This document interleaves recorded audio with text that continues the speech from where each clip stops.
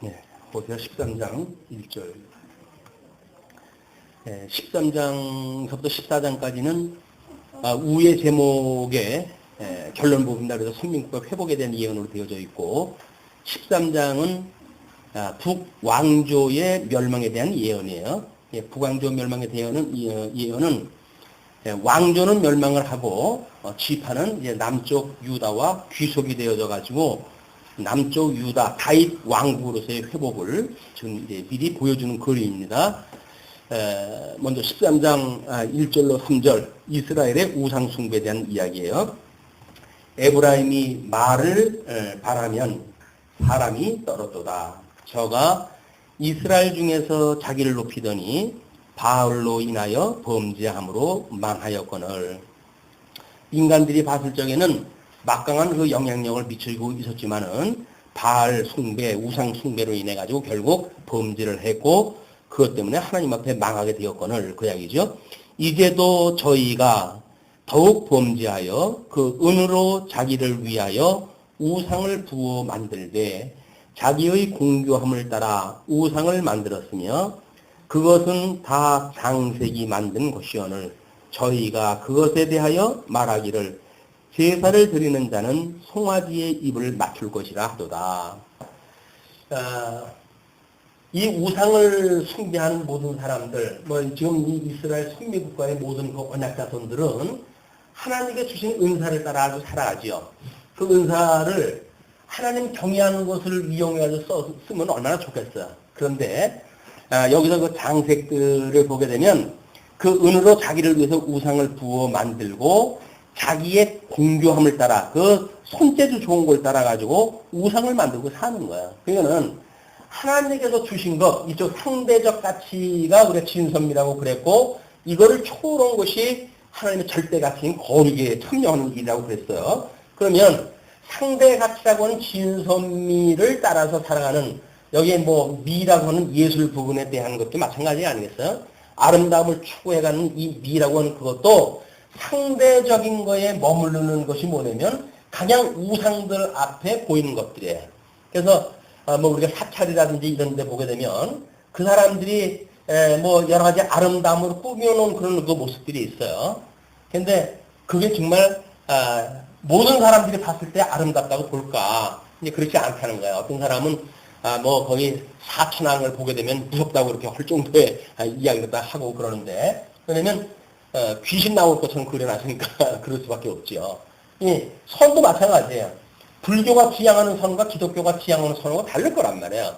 근데 이런 각양 그때 시대마다 달려있는 이 선이 절대적일 수가 없는데 그때마다 하나님께 주셨던 뭔가 이런 하나님 주셨던 그런 은사가 있어요. 그 은사를 하나님을 경외하는 데 사용하지 아니하고 자기의 영광을 위해서 거짓으로 상대적인 그런 모든 가치를 위해서 쓰게 되어지는 것이 지금 여기서 말하는 자기의 공교함을 따라서 우상을 만들었다고 하는 고발입니다. 그것은 다 장색이 맞는 것이오늘 저희가 그것에 대하여 말하기를 제사를 드리는 자는 송아지의 입을 맞출 것이라 하도다. 여기서 보통 금송아지를 만들어 놓고 섬기게 했던 베들과 다메다가 했었는데 신을 존경하는 표현 이런 것들이 이야기를 하는 거죠. 이거는 지금 그들의 예식, 종교 예식, 이 우상 숭배를 다 하는 것도 예식이 있어야 되니까 그런 그 예식 일체에 대해서 이야기를 다 하는 겁니다. 이러므로 저희는 아침 구름 같으며 쉽게 사라지는 이슬 같으며 타작마당에서 광풍에 날리우는 쭉정이 같으며 굴뚝에서 나가는 연기 같으리라.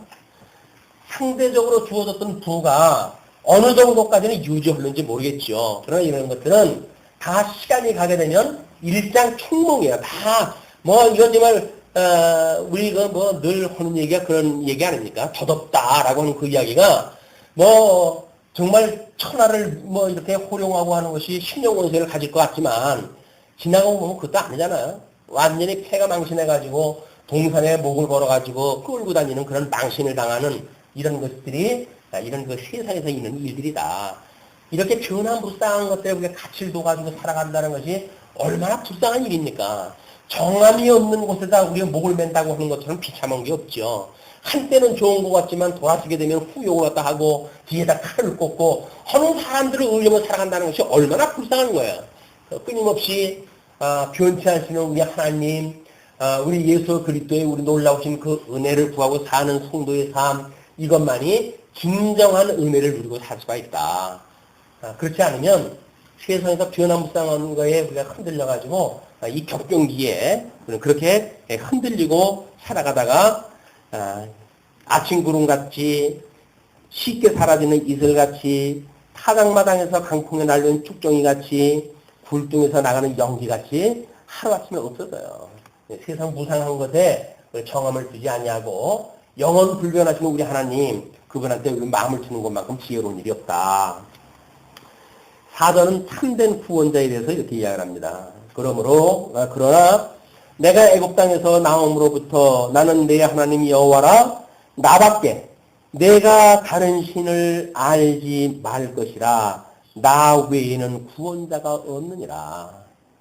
하나님, 너희들이 나오면서도 수많은 우상을 믿었지만 이쪽에 아수르가 등장할 때 했을 때는 아수르가 믿던 그 우상을 너희들이 따라 섬겼지만 그것도 망하고 말고 이쪽에 모압, 암몬 이런 사람들의 영향을 줄 때는 그 사람들의 우상을 믿었지만 그 제국들이 영원한 제국이 어디 있느냐? 다 무너지는 제국들 아니냐? 그러니까 영원히 변치 않는 것은 나 하나님 여호와밖에 없다. 나밖에 내가 다른 신을 알지 말 것이라, 나 외에는 구원자가 없다. 그 이야기죠. 5절로부터 8절 보시게 되면 교만으로 인한 형벌에 대해서 이렇게 선고를 하십니다. 내가 광야 마른 땅에서 너를 공고하였거늘, 출애굽을 갖다 해가지고 십계명 두 돌판을 갖다 줘가지고 모든 율법을 주셨잖아요. 율례와 규례와 법도와 모든 것들을 주었고, 그 얘기입니다. 저희가 먹이운 대로 배부르며 배부름으로 마음이 교만하여 이로 인하여 나를 잊었노라. 배부르게 되는 게 병이에요. 우리는 어떤 배부르면 배 두들기고 사는 것이 인생의 최고의 희망같이 이야기를 하지만 그렇지는 않습니다. 잠언서의 기자의 그 기도가, 내가 하나님 앞에 두 가지 구할 것이 있습니다. 하나는 거짓 것에 미혹당하지 않도록 나를 붙들어 주시고, 또 하나는 부에 대해서는 너무 많기도 마시고 적게도 말아주세요. 너무 많으면 내가 하나님이 없다고 할까봐 겁납니다. 배가 부른데 뭐가 아쉬운 게 있어요. 그러니까 배부르면 결국 하나님을 버리는 거예요. 배가 고프면 하나님 있다고 하면서 나를 갖다 배가 골려? 그래가지고 세상의 것들 가장 잡탕 거 이게 탐해가지고 살게 되어진 건 결국은 하나님을 욕보이고 많이 나로 하여금 부하게도 마옵시고 가난하게도 마옵시오, 그렇게 해주십시오 라고 하는 것이 자면 기자가 말했던 그런 그 기도의 두 가지의 내용입니다. 우리는 여전히 다고 하면서 여기서 얼마든지 줘도 나는 부족함이 없어요. 나는 아무리 채워도 그리 적질 않으니까 입을 크게 벌리고 구하라 라고 해가지고 성도들로 하여금 욕심 꾸러기를 갖다 만들어 내버리니 이게 도대체 뭡니까? 아니, 먹고 입을 것이 있고 먹을 것이 있으면 족한 줄 알라고 그랬는데 입을 크게 벌리면 갖다 다 채워준다고 해가지고 인간 날개를 만들어가는 것이 기독교입니까? 아닌 거예요. 기독교는 철저하게 자기를 부인하고 늘 부인하는 삶이에요. 나를 부정하는 거예요. 그래서 있는 자는 있는 걸 버려버리고, 명예로운 자는 자기의 명예를 버려버리고, 그래서 사직생의 원리로, 연주법의 원리로, 봉직치의 원리로 살아가는 것이 주님의 몸된 교회의 원리라고 고린도 후서 공부할 때 공부를 했다 했잖아요. 끊임없이 사직생의 원리예요. 내가 죽어야 다른 사람이 뭔가 복음을 듣고 깨닫지, 내가 살겠다고 아우성을 치는데 어떤 사람이 그 사람을 보고 예수님을 믿겠어요? 아유, 예수님 믿으면 다 제가 욕심을 부리고 살아야 되나? 그러니 내가 부처를 믿지. 우리 불교에 가니까 거기는 공직세식이라고 그러더라. 모든 걸 다 공이라고 그러던데, 기독교 같으니 왜 욕심들이 많은지 몰라. 아이고, 교회 가니 난 전해 갈 거야 라고 그러지 않겠어요? 자기를 비워내지 않냐고 복음 전거한다는 건 거짓말이에요. 자기의 어떤 부를 갖다 버리지 않냐고 다른 사람을 갖다가 부럽게 만드는 복음의 역할이 있을까요? 없는 거예요. 서구에서 이런 복음의 원리가 어떻게 이 세상에서 성공한 자들이 다시 그걸 사회로 환원을 갖다 해내는가라고 하는 것이 사회 윤리로 자리 잡게 되어지는 겁니다. 근데 이거는 뒤늦게 우리가 복음을 받아들여가지고 그 뭐 외국에서는 그렇게 사는 것이 일반 상식인데도 불구하고 일반 상식적인 그런 삶도 아닌 걸로 기독교를 만들어 간단 말이에요. 기독교가 그런 것이 아니다. 먹고 마실 것이 필요하다고 한다면 여기서 사는 것이 좋지. 무튼 여기 가요. 먹는 신령한 양식을 주지 않는 곳으로 가가지고. 자, 그러면서 그렇게 되어졌을 때 교만해서 마음이 교만해가지고 이를 인하여 나를 잊었다 이렇게 이야기를 하죠. 그러므로 내가 저희에게 사자 같고 길가에서 기다리는 표범 같으니라. 그래서 내가 새끼 잃은 공같이 저희를 만나 그 염통 거풀을 찍고 거기서 암사자같이 저희를 삼키리라. 들짐승이 저희를 찢으리라. 불순종하는 자들에 대한 심판에 대한 것을 선언을 갖다 하시죠. 그런 뒤에 9절로 14절까지 악한 대적자의 결과에 대해서 이렇게 이야기를 합니다. 이스라엘아, 내가 패망하였나니 이는 너를 도와주는 나를 대적함이니라. 이게 패망을 갖다 했는데 그런 그 이유는 너를 도와주는 나를 대적하기 때문에 그렇다 그 이야기예요. 그 패망한 이유가 다른 줄을 잘못 써가지고 이때 애굽을 갖다 우리가 어디 갖다 했어야 되는 건데 괜히 그때 이 에돔 쪽에다 우리가 이 아람 쪽에다가 우리가 관심을 갖고 오다 그렇게 했네. 줄을 잘못 썼기 때문에 망한 것이 아니라 너희들을 이렇게 어렸을 때서 불러내고 너희를 길러낸 나를 너희들이 부정했기 때문에 나를 버렸기 때문에 너희들이 망한 것이다 그 이야기예요.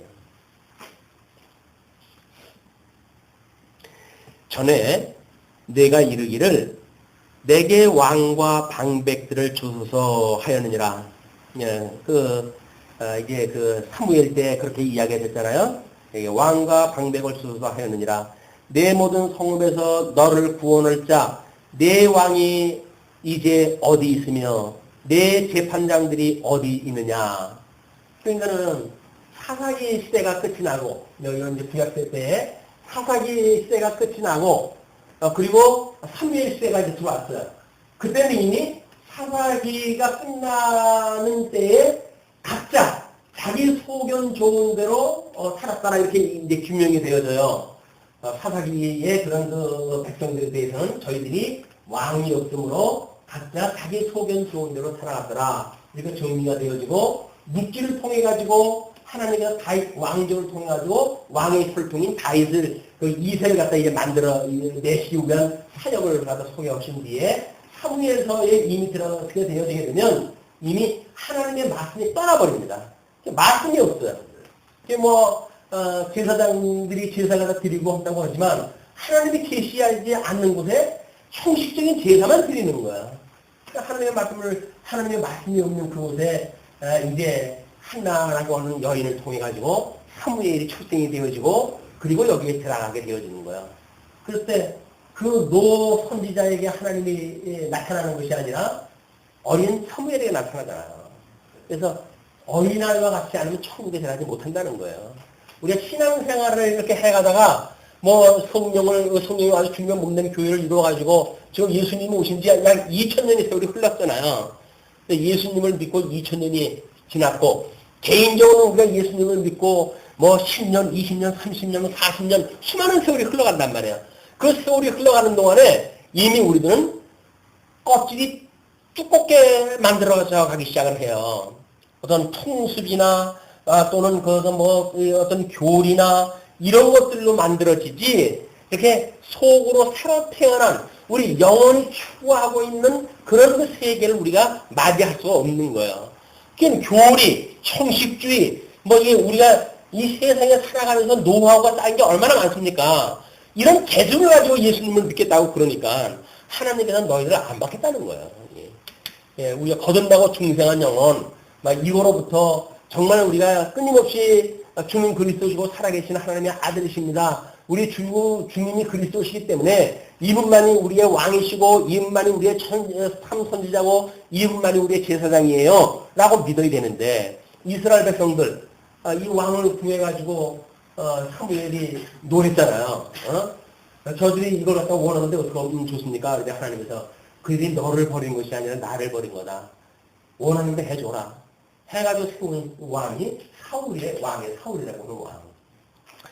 물론 하나님께서 그 역사를 통해 가지고 뭐 계획하신 것이 다 있죠. 근데 그런 것이 있으니까 이렇게 설명이 되어집니다. 내가 분노함으로 내게 왕을 주고 진노함으로 패하였노라.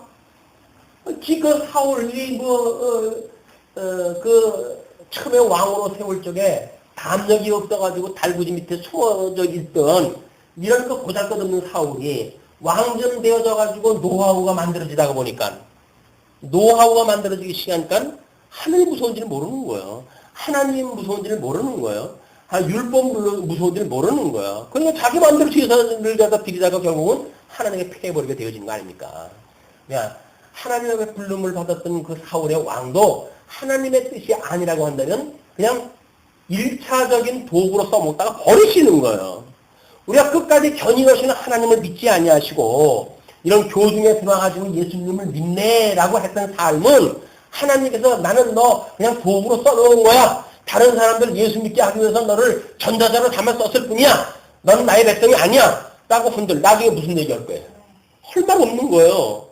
그러니까 끊임없이 우리가 우리에게 죄진 자를 사여준 것처럼 우리 죄를 사여 주옵시고 우리를 시험에 들게 하지 마옵시고 우리를 악에서 구원을 갖다 해주세요 라고 하는 그런 그 기도는 끊임없이 우리가 기도해야 되는 내용이란 말이에요. 쉬지 않고 할 내용들이에요. 쉬지 않고. 근데 배가 부르면 잊어버리고 뭐 편안함을 잊어버리고 뭐 하나님 기뻐하는 뜻이 뭐 필요해서 나하고 지금 이 세상에서 먹고 살기 좋은 세상을 만나는데 이것이 결국 망하는 인생들의 모든 과정입니다. 예, 사울도 그렇게 했기 때문에 결국은 하나님께 패하였노라 그 이야기죠. 12절 에브라임의 불의가 포함되었고 그 죄가 저장되었나니 해산하는 여인의 어려움이 저에게 임하리라. 저는 어린이 석은 자식이로다. 때가 임하였나니 산문에서 지체할 것이 아니니라. 지금 이 산모가 고통을 하게 되면 아기를 낳는 때가 되어지는 임박한 거 아니에요? 그런데도 불구하고 한가지게 그냥 옛날 살던 버릇을 살고 자기 산모는 애를 낳는다고 그러는데 남편이라는 인간은 맨날 술 먹던 버릇 따라가지고 술 처먹고 바깥에서 이렇게 살다가 보게 되면 어떤 일이 벌어질지 모르는 그게 지금 급박한 상황이란 말이에요 이게. 마찬가지로 지금도 예수를 믿는다고 하는 지금 현재 이 어둠의 이 권세들이 모든 교회를 갖다 장악을 갖다 해들어오고 있는 이런 급박한 세대인데 그런데도 불구하고 교회가 정신을 못 차리고 있으면 이때나 지금이나 다를 게 없어요. 개인적으로 성도들의 삶도 마찬가지입니다. 지금 때가 얼마나 어두운지도 모르고 세상이 추구하는 대로 해가지고 뭐 당근이나 흔들게 되면 줄레줄레 따라다니는 이런 우리의 삶이라고 한다면 이미 우리는 성도로서 이 가망이 없는 거예요. 위기의식을 일단 느끼지도 못하고 하나님의 그렇게 바라보고 온전케 하시는 예수 그리스도를 바라보지도 아니하고 살아가는 것은 이렇게 지체할 것이 아니다. 그 이야기죠. 내가 저희를 음부의 권세에서 속량하며 사망에서 구속하리니 사망아 내 재앙이 어디 있느냐 음부야 내 멸망이 어디 있느냐 네 유침이 내 목전에 숨으리라. 이 사망의 권세로부터 이렇게 우리 하나님을 찾고 울부짖고 그분에게 손을 내밀고 이렇게 하는 구원을 받는데 회개라고 하는 그런 것들이 일체가 없어요. 그건 이미 구원이 이들의 자력으로 이미 불가능하다는 이야기입니다. 그렇기 때문에 15절에 하나님의 심판이 이렇게 임하게 되죠. 저가 비록 형제 중에서 결실하나 동풍이 오리니 곧 광야에서 일어나는 여호와의 바람이라. 그 열매를 갖다 맺는데 동풍이 와요. 그렇기 때문에 광야에서 일어나는 여호와의 바람이에요. 일건 결실을 갖다 맺을 때가 다 되는데 뭐 지금처럼 가을철쯤 되는데 만약에 태풍이 와가지고 모든 열매를 다 떨어뜨려버린다고 한다면 그게 무슨 소용이 있겠어요. 그 바람이 하나님께서 보내신 거란 말이에요. 여호와의 바람이라. 그 근원이 마르며 그 샘이 마르고 그 적축한 바 모든 보배의 그릇이 약탈되리로다. 너희들이 그렇게 크게 지금 그렇게 분을 누리고 한 분들 그게 무슨 소용이 있느냐. 너희들 다 치고 다 멸망시키고 그리고 아수르의 포로로 끌어가게 하기 때문에 너희들은 빈손이 되게 만들 거야. 포로가 되어지게 할 거야. 지금 그런 그 이야기죠. 그러면 16절 사마리아의 멸망을 예언합니다. 드디어 사마리아가 그 하나님을 배반하였으므로 사마리아라고 하는 것은 지금 북쪽 이스라엘의 수도니까 이 북왕조를 지금 대표로 하는 거예요. 이 북왕조로 이야기할 때 지금 사마리아라고 이렇게 이야기를 하는 겁니다. 그 하나님을 배반하였으므로 형벌을 당하여 칼에 엎드러질 것이요 그 어린아이는 부서뜨리우며 그 아이벤 여인은 배가 갈리우리라. 이 처참한 이 최후가 기다리고 있는데도 불구하고 지금 당장 배부르고 등 땄다고 해가지고 이 안연함에 취하고 있는 이런 거 우리들의 경고입니다. 경고. 대한민국의 현재가 경제 위기라고 하더라도 지금처럼 이렇게 우리가 잘 먹고 잘 사는 때가 어디 있어요. 그러니까 우리가 지금 얼마나 이 어두움에 장악되어지고 있는지를 감지를 못하는 거예요. 이 일용할 양식이 있어야 하나님의 말씀을 듣고 끊임없이 우리가 이런 위기의식을 느끼고 하나님 앞에 돌아가려고 하는 어떤 그런 마음이 만들어지고 상실했던 마음이 회복되어져서 하나님의 말씀을 듣게 되어지고 깨달음이 있게 되어지고 그렇게 해서 우리가 선한 열매를 맺게 되어질 텐데 말씀을 선포한다고 하는 교회에서는 이렇게 살면 복 받습니다. 저렇게 살면 복 받습니다. 라고는 세속에 대한 이야기나 하고 이렇게 되어지니까 소망이 없다는 거예요. 이 일용할 양식이라고는 하나님의 말씀인데 그 말씀이 겨우 인생들이 이렇게 살아라 저렇게 살아라고는 무슨 행동 지침이 아니잖아요. 하나님이 어떻게 당신의 그 크나큰 영광을 계시하시는가에 우리가 관심이 없이 그냥 내 한 몸 잘 먹고 잘 사는데 우리의 생각이 빠져버린다고 한다면 그건 이미 성도임을 포기하는 삶이다. 그런 그 이야기입니다. 자, 그러나 14장을 넘어가게 되면 양쪽가로 2번으로 해서 선민국가 회복에 대한 예언이 소개가 되어져요. 14장 1절로 3절 하나님께 돌아오기를 공고합니다. 이스라엘아 내 하나님 여호와께로 돌아오라. 내가 불의함을 인하여 엎드러졌느니라. 그러니까 끊임없이 우리 주님께서는 어디에서 어디로 돌아오라는 거예요. 이쪽에서 이쪽으로 돌아오라는 거예요. 이 세속으로부터 우리 하나님의 신령한 세계로 돌아오라는 이야기예요. 그런데 지금 여전히 하나님의 말씀을 선포한다고 하면서 세상에서 짝하고 이쪽 권세들하고 적당히 어떤 사회 정의를 실현하고 이렇게 해가지고 등불 들고 나가고 머리에 띠띠고 나가고 이렇게 해가지고 어디가 이 세상을 갖다 변화시킨다고요? 이게 하나님을 모르는 거예요. 성경을 모르는 일이라고요.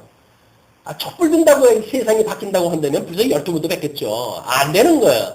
어차피 권세 가진 자들은 그렇게 하고 악을 쌓아가게끔 되어져 있어요. 그런 자들은 하나님께서 마지막으로 심판하시겠지. 그걸 무슨 성도들이 심판할까 합니까? 성도는 개인적으로 어떤 정치적인 역할을 할 수가 있으니까 그렇게 할 수 있다고 하지요. 그러나 교회가 그렇게 하는 건 아니에요. 교회는 진리를 선포하는 데에 어떤 그런 그 기능적인 사역이 뭐가 있다고 했어요? 진리 전파와 진리 어떤 그 보수의 기능이 있는 거지 사회 개혁을 갖다 하는 것이 교회가 하는 일이 아니다. 그러나 이 말씀을 듣고 깨달은 성도는 나름대로 세상에 살아가면서 우리가 어떤 것이 옳은지 할 얘기는 있죠. 정치적인 참여를 할 수는 있죠. 개인적인 성도들은 가능하지만 몸된 교회 이름으로는 그렇게 하는 게 아니다.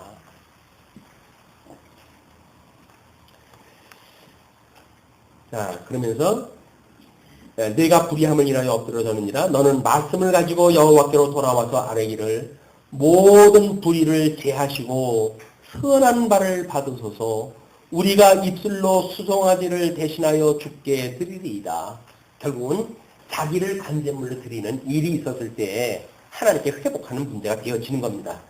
그냥 우리 예수님 오셨을 때 율법을 지킨다고 해가지고 결국은 하나님 앞에 드린 바 되어졌다. 그래 놓고는 쓰긴 누가 써요? 지네들 다 쓰잖아요. 그냥 그 하나님을 속이고 사람을 속이는 일이지 무슨 율법을 지키는 일입니까? 그 말씀을 지킨다는 이야기는 하나님 앞에 선한 바를 받으소서라고는 행위의 열매까지 나타나는 거예요. 의의 열매로 드러나는 일이다. 우리가 아수르의 구원을 의지하지 아니하며 말을 타지 아니하며 다시는 우리의 손으로 지은 것을 향하여 너희는 우리 신이라 하지 아니하오리니. 예, 그동안 드렸던 모든 우상 숭배 이런 걸 다 척결하고 이는 고아가 주께로 말미암아 긍휼을 얻음이니이다 할지니라. 언제 이루어져요? 그러니까 북왕조가 멸망되어지고 그리고 남쪽 유다만 남았을 때 요시야 임금이 등장했다 해가지고 결국 북쪽 이스라엘에 나머져 있는 12지파의 모든 사람들을 초청을 했다 해서 6월절을 지키잖아요. 그러므로 해서 선민국가가 나름대로 12지파가 완성이 되어지는 거예요. 12지파가 완성이 되어지지만 남쪽 유다가 바벨론의 포로로 끌려갈 적에 그게 다 포로에 참여가 되어졌다가 회복이 되어질 때 12지파는 함께 참여가 되어지는 거다. 회복이 되어지는 것이다. 이렇게 언약자선 12지파를 이해를 해야 되는 겁니다. 자, 그렇기 때문에 우리 신이 아니라 아니하오리니 이는 고아가 주께로 말미암아 긍휼을 얻음이니이다 할지니라. 우리가 끊임없이 하나님을 잊어버리고 사는 사람들은 고아의 삶이에요. 대단한 거 뭐 효도로고 살아간다고 하지만 하나님을 섬기지 않으면서 효를 갖다 한다는 이야기는 고아의 삶입니다. 이런 걸 우리가 모르게 되면 어떤 기독교를 도덕적인 종교로 만들어가지고 여기서 효도하는 것이 어떻고 뭐 이렇게 이야기를 하는데 그건 하나님께서 신경 안 써요. 관심 없어요. 여기서 지네들이 어떻게 사는가 하나님께 신경 안 써요. 하나님이 지금 어떻게 살게 하시는가에 관심이 있으신 분이지 인간들이 어떻게 사는가는 하나님의 관심이 없어요. 그냥 교회에서 이렇게 살아라 저렇게 살아라 하는 그런 그 이유는 아무런 의미가 없는 거야. 하나님 앞에. 자, 그렇게 하면서 4절부터 8절까지는 회개한 백성들에게 약속된 하나님의 축복이 선포되어집니다. 내가 저희의 폐역을 고치고 즐거이 저희를 사랑하리니 나의 진노가 저에게서 떠났음이니라.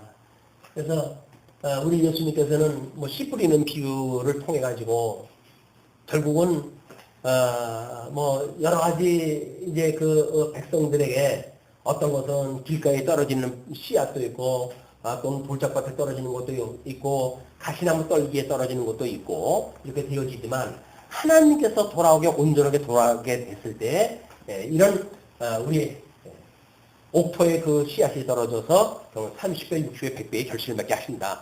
하나님께서 하신단 말이야. 하나님께서. 나의 진노가 저에게서 떠났습니다.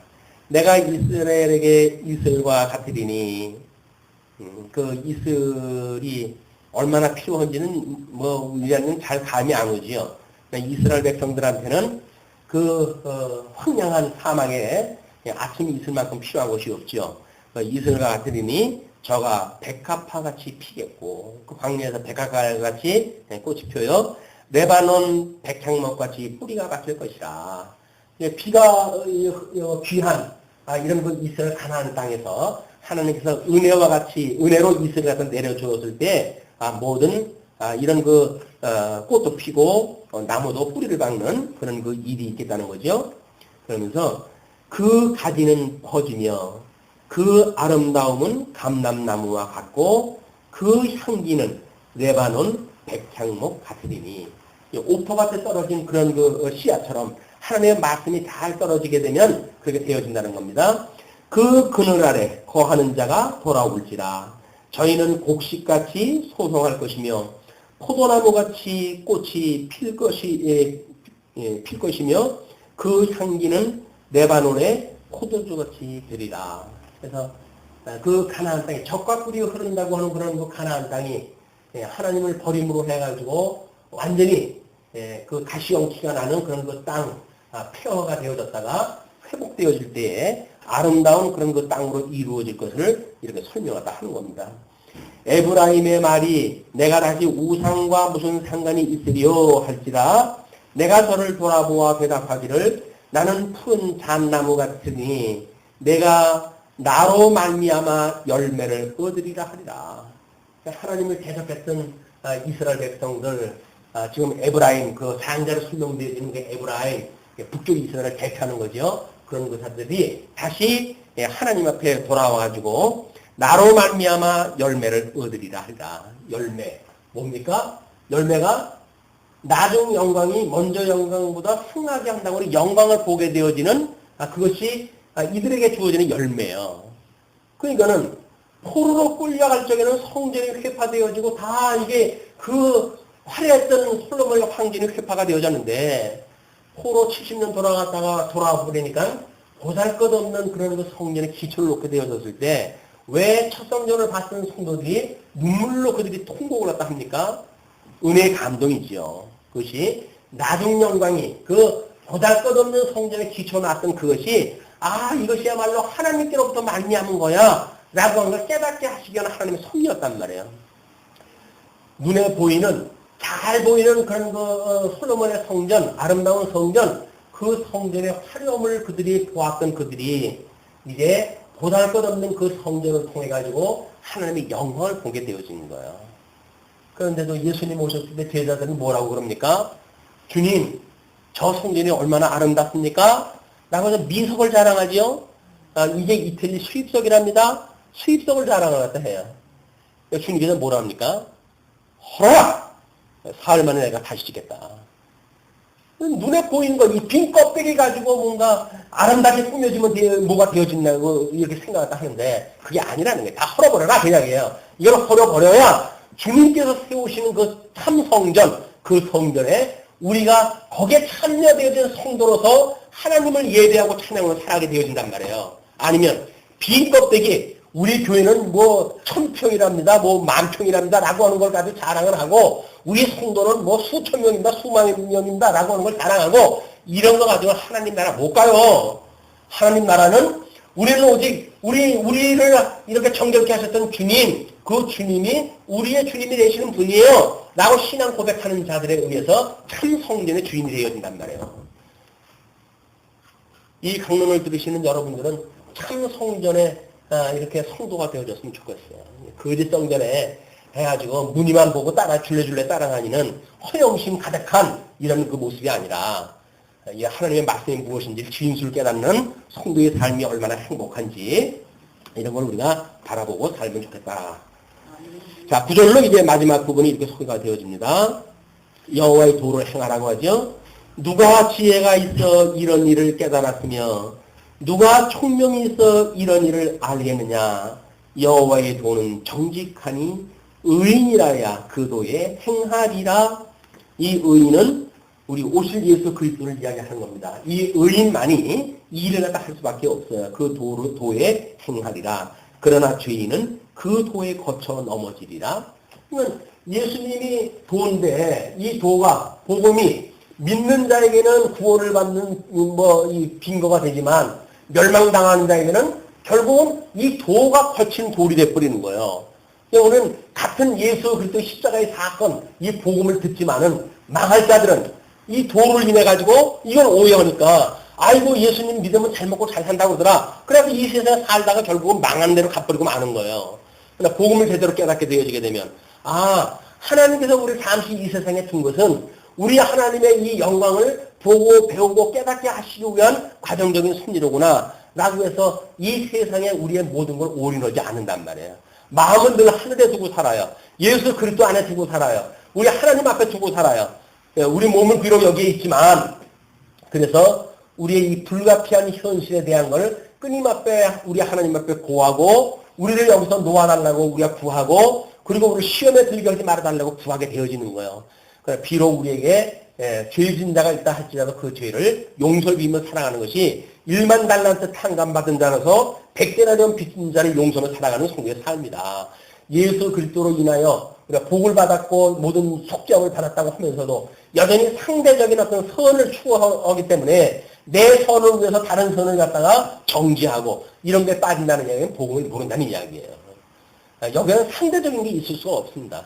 그래서 같은 예수 그리스도로 말미암아 구원을 받았다고 한다면 누구든지 이제 우리는 그 사람은 온전히 하나님의 사람으로 살아갈 수가 있는 거예요. 누가 자지우지하고 주장하고 해가지고 그 사람에 간섭하고 이렇게 하는 것이 아닙니다. 오직 우리를 온전케 하신 예수 그리스도를 바라보고 그분께서 주시는 은혜의 영향을 따라 살아가게 되어지는 것이 중면 몸된 교회의 회복되어진 모습입니다. 자, 여기까지 해서 이제 호세아서 14장까지가 끝이 났어요. 그런데 이제 그 역사적 배경에 대한 거를 먼저 개론책을 보시게 되면 나와 있습니다. 라고 소개를 해드렸지만, 워낙 공사다망하신 분들이 돼가지고 보신 분이 한 분도 안 계실 것 같아서 제가 친히 목차를 갖다 빼가지고 프린트를 갖다 해서 나눠드렸어요. 근데 이것도 나눠드리고 시간이 나실 때 보세요. 이렇게 말씀을 드리면 워낙 또 바쁘신 분들이니까 시간이 날 리가 없잖아요. 그래서 이 시간을 들여가지고 제가 잠시 한번 읽는 걸로 해가지고 정리하다 할까 합니다. 우선 이 요시야 여로보암 2세의 말기 때 이제 우리 호세아 선지자의 그 사역이 있다고 그랬는데 그것이 예후 왕조 때예요.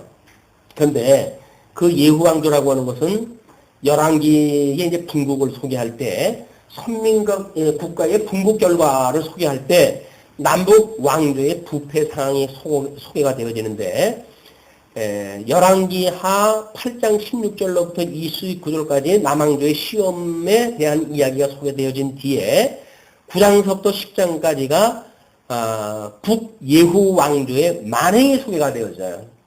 그 만행이 예후에게 기름 부을 것은 이제 엘리사가 선지생도에게 명하는데 그거에 따라서 이제 예후가 기름 부음을 받게 되어지고 왕으로 추대된 예후의 그 반란이 있게 되어져요. 그래서 요람이 예후에게 파수꾼을 보내게 되어지고 요람이 나봇의 밭에서 피살되어지는 사건이 이제 있게 되어집니다.